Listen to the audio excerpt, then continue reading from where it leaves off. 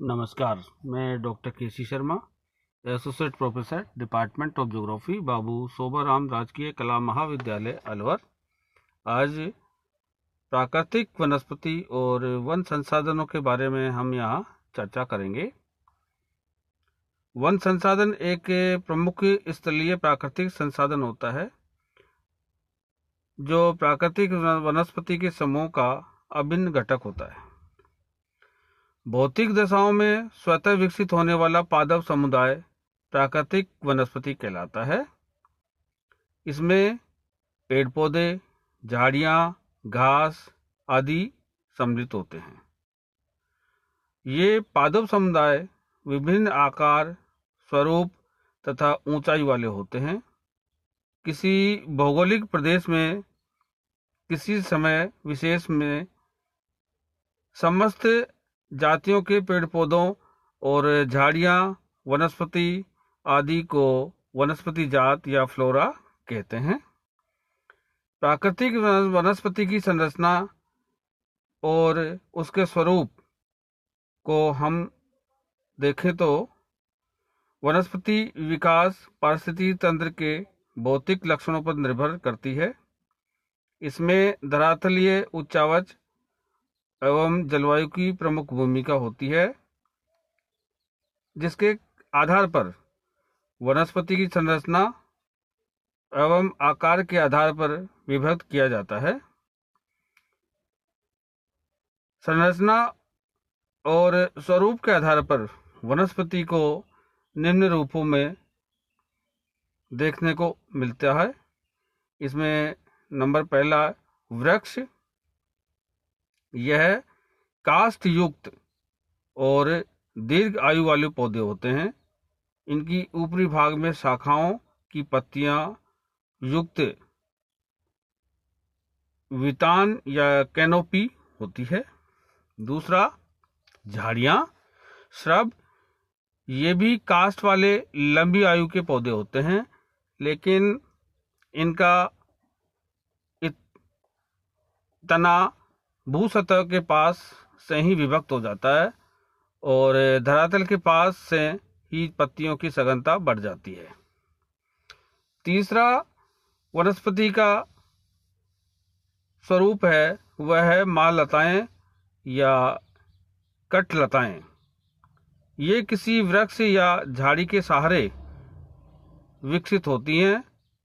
इनका तना तो काष्ठ युक्त होता है, लेकिन पतला और टेढ़ा होता है। ये विषुवत रेखीय सदाबहार वन क्षेत्रों में सर्वाधिक देखने को मिलते हैं। चौथा, लताएं, क्लाइंबर्स। ये दूसरे पौधों पर विकसित होती हैं, लेकिन अनेक बार स्वतंत्र रूप में धरातल पर भी विकसित हो जाती हैं। ये कटलताएं कटलता से छोटी होती हैं और विषुवत रेखीय सदाबहार वनों में सर्वाधिक पाई जाती हैं।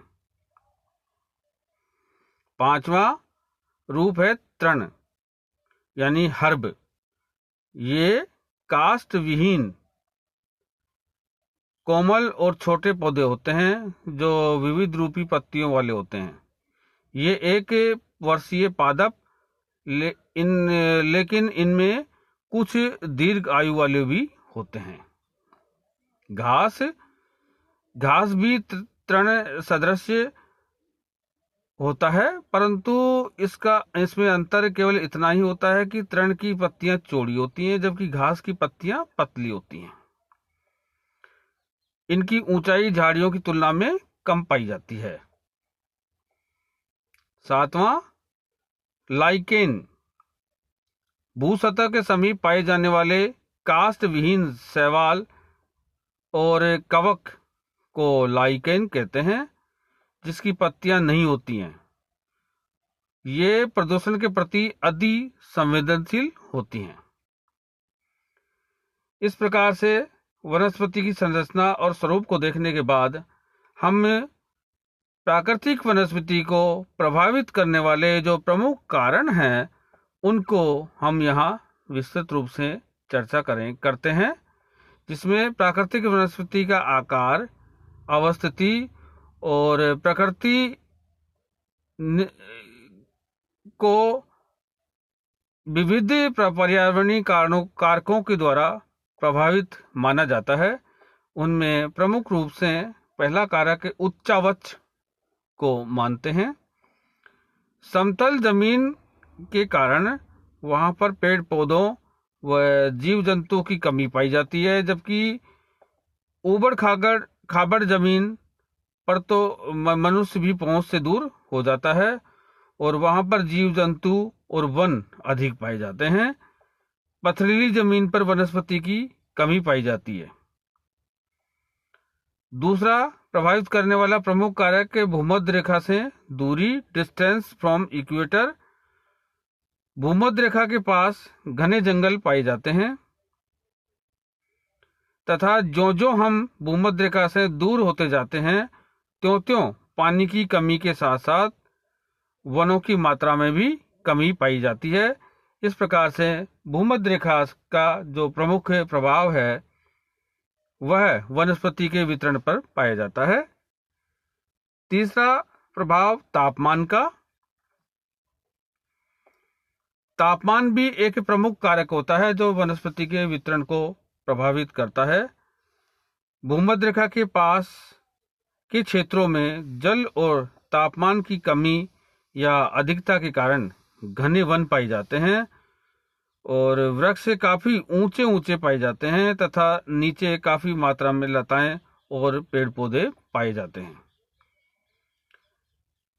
माउंट किलिमंजारो जिसकी ऊंचाई 5,895 मीटर है और केन्या 5,199 मीटर से अधिक ऊंचे स्थलों पर तापमान में कमी होने लगती है, जिससे वृक्षों की मात्रा में भी यहाँ कमी होने लगती है।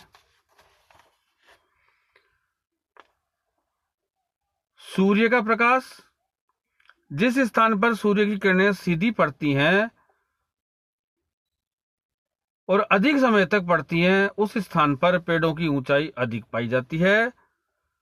वृक्षों की आयु भी अधिक पाई जाती है। पेड़ों में सूर्य की किरणों को प्राप्त करने की जो होड़ लगी रहती है उसके कारण से इनके तने की ऊंचाई बढ़ जाती है। जैसे रेडवुड के तने की ऊंचाई 300 से 400 मीटर तक हो जाती है